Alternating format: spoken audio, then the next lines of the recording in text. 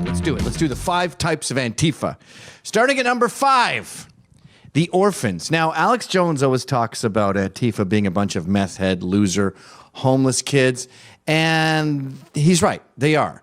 But out of the 5, this type, the sad losers, the junkies and the familyless vagrants, the nomads, they're not that big of a percentage, depending on the town.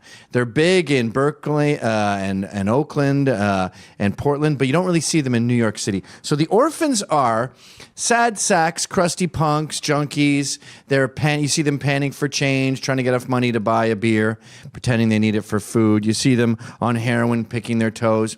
And the next category, the number 3 category, which we'll get to in a sec, the sort of bosses, they prey on these weak-minded people. And they pull them in and they say, hey, we got you a house funded by, Hope Not Hate or some sort of Soros-funded globalist thing.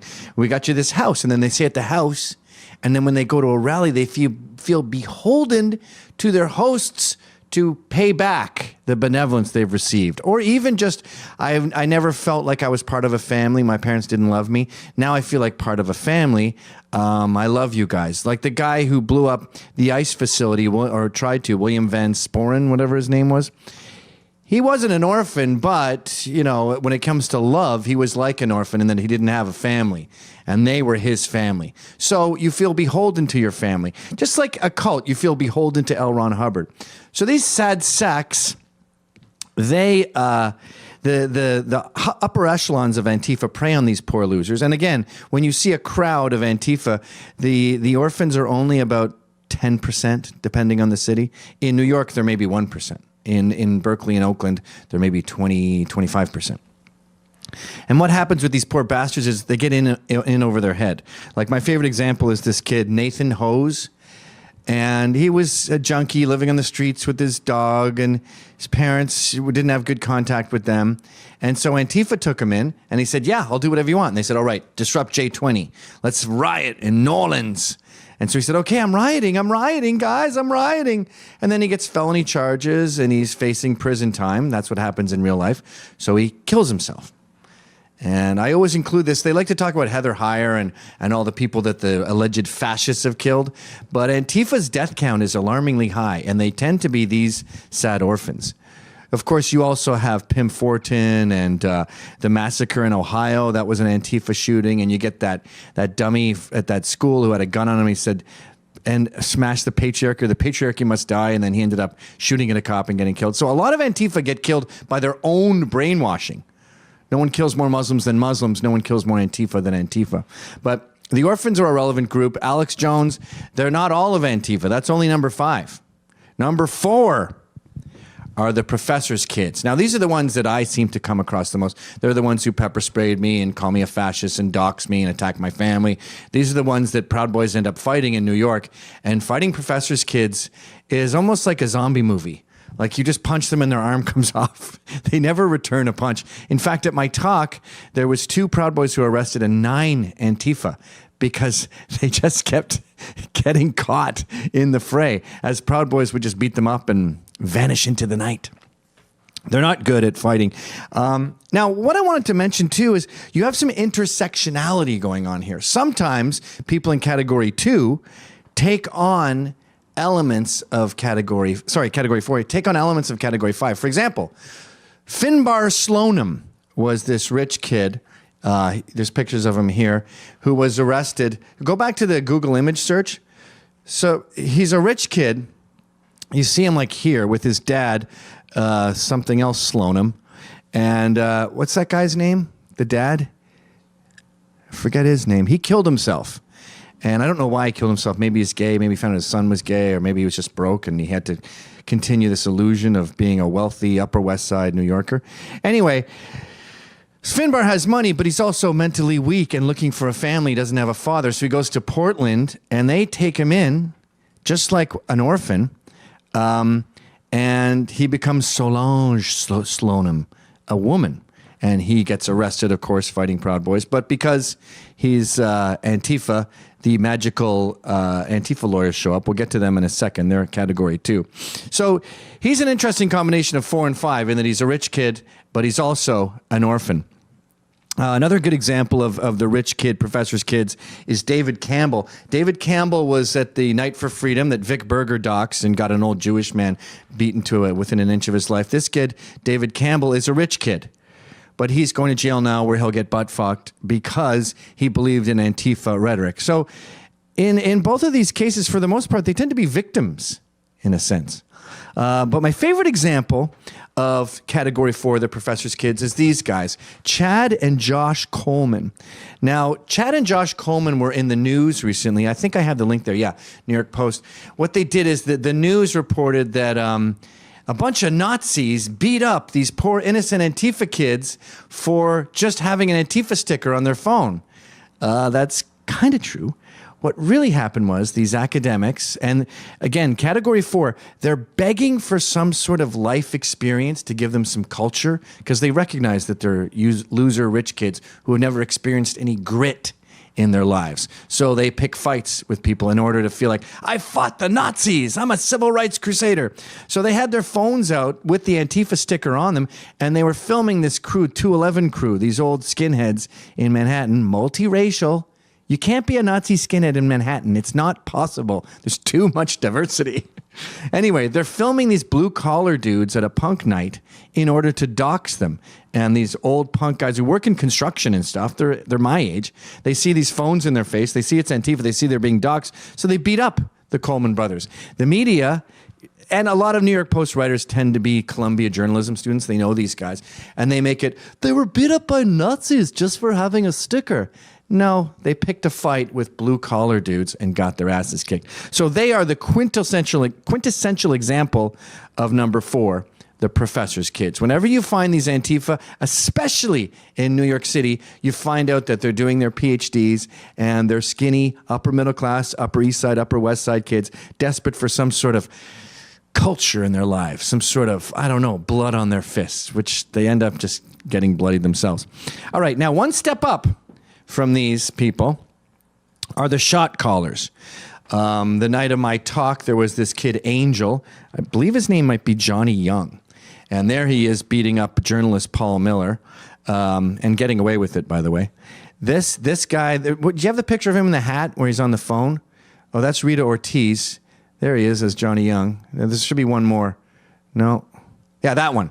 So there he is literally calling shots. And what these shot callers do is they are given authority by Category 2.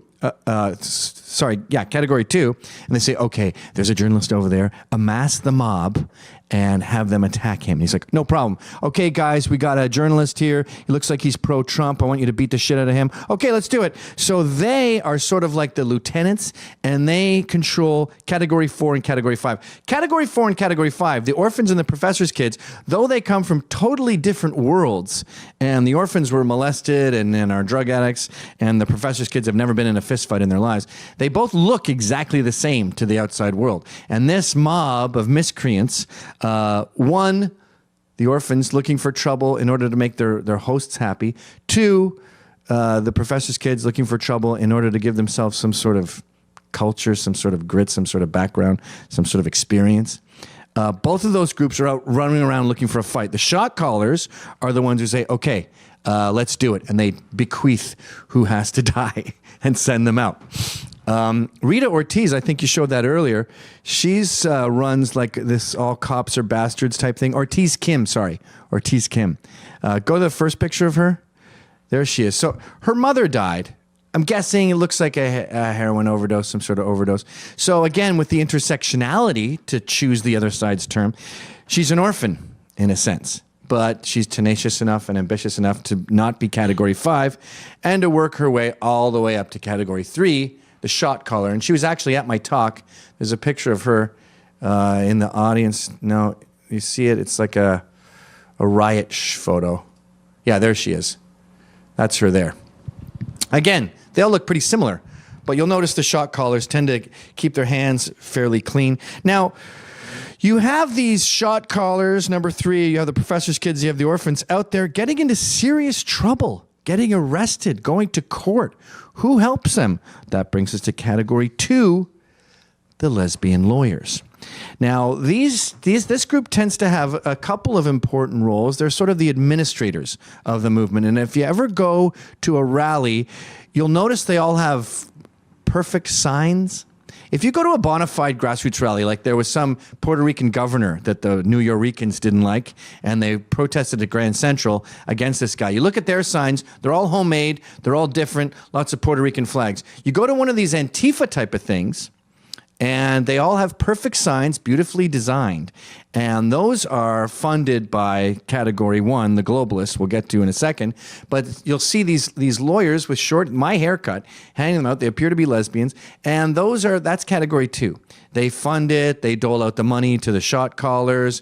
Oh, speaking of money, by the way, the money stops around number 2. The shot callers might get a small stipend. Like, for example, at my talk, they were throwing bottles of piss at us, glass bottles. And these glass bottles were P. Diddy's vodka, Ciroc. Where'd they get the money for that? Category 2. The lesbian lawyers will dole out like $200 and say, go buy some booze, some glass bottles that look like they could make great projectiles. Then pour out the booze, piss in it, and throw it at Gavin. So they help coordinate making the signs. It's funny that they're women because they're doing kind of womany stuff like organizing, administrating, getting the kids ready for school, packing their Antifa lunchbox. But this category also represents them in court. Now, I'm not saying that Moira Meltzer-Cohen is a lesbian. I don't think she is. That's probably why she has a hyphenated name. But she personifies this category I'm talking about. Turn that up. Tremendous courage. Our primary concern at this point is her health while she is confined, and we will be paying close blah blah attention. blah. We'll be getting her out. We'll be defending Antifa. Caleb Perkins was one of the Antifa who attacked that guy I showed you earlier, Paul Miller. It was Moira Cohen who shows up when Caleb Perkins beat up a cop, and she magically appears and gets him out of jail. No press, no reputations ruined, and no cost to Antifa. Another great example of the lesbian lawyer category, and I don't think she's a lesbian either, just a category, is Yvette Falarka.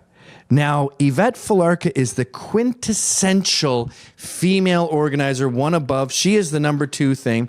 And what she does is she'll take in Category 5, these orphans in Berkeley, and here's a house. You can stay here. Here's some more gruel, sir.